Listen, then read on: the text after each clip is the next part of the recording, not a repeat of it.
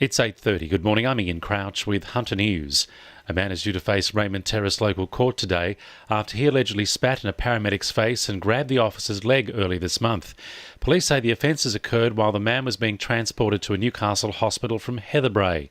The 47-year-old was arrested following his release from hospital yesterday. He's been charged with 2 counts of common assault and refused bail. The Berejiklian government is under renewed pressure to walk away from the public-private partnership of the proposed Lower Hunter Hospital at Medford. It comes after plans to privatise Shellharbour Hospital were dropped last week. Maitland MP Jenny Aitchison says the public privatisation model doesn't serve the community at large. We think that the best use of public money is to provide public services for our community and make sure that the hospital is accessible to everyone. If we have to have debate after the debate, we will. We just really think it's so important that Maitland deserves a public hospital just like every other community in this state. A man who allegedly crashed a stolen motorcycle during a pursuit at Ellamore Vale has been charged after being released from hospital. Officers noticed a motorbike without a registration plate at Wallsend on Sunday night, but it's alleged the rider failed to stop and sped away. He suffered minor injuries when he lost control and crashed into a parked car near the intersection of Crowdis Road and Aries Way. The 22-year-old has been granted conditional bail to face Newcastle local court next month. An online survey is underway from dietitians at the University of Newcastle investigating how diet impacts pregnant women and their babies.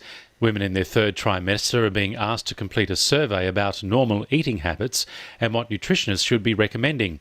Professor Claire Collins says they want to know if healthy eating actually saves the health system money. We're hoping to look at the relationship between nutrition and healthcare costs associated with giving birth and mum's pregnancy. They just need to go to the HMRI webpage and click on the link on the survey page. The Hunter is now home to the first return and earn reverse vending machine in the state in a bid to reduce waste. The machine is located at the Woolworths of Medowie, and it's as easy as putting in a returnable container and getting 10 cents back to give to a charity or use at the local Woolies.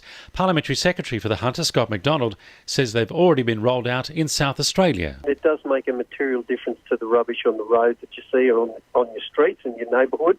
So look, it has got the runs on the board. We were talking to the installers there who've come over from Europe. They say it has good track record in some of the European countries. Briefly, the search continues for a man who robbed a taxi driver at Cooks Hill last night, and a Newcastle woman is $100,000 richer after winning first prize in the Super Jackpot lottery. She bought her ticket with just one number from the Junction Village news agency. Sport for our sponsor PRD Nationwide East Maitland. The Newcastle Knights have entered the race to sign Sydney Roosters halfback Mitchell Pearce following the Sydney side's acquisition of Cooper Cronk. Knights coach Nathan Brown has reportedly been in contact with Pearce's father, and there's talk of high-level conversations being held between Roosters and Knights officials. The Roosters are keen for Pearce to stay for next season, but if he does become available, the Knights would face tough competition from Manly and Cronulla for his signature. Newcastle golfer Blake Windred is putting the disappointment of a tough final round at the Queensland Open behind him and is now focused on the W.E. Alexander Open. The 19-year-old, who managed a 30th place finish in Queensland, will compete at the Open at Waratah this weekend as he looks to defend his crown from last year. And champion adaptive surfer Jade Wheatley hosted the first amputee surf day at Nobby's over the weekend with support from Newcastle Surf School. The event saw 15 local surfers take part, including a number of youngsters, one of whom went home with a custom surfboard for her efforts on the day.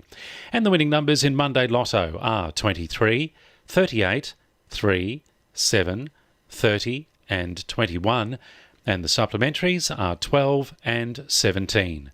2NURFM News Time, 26 to 9.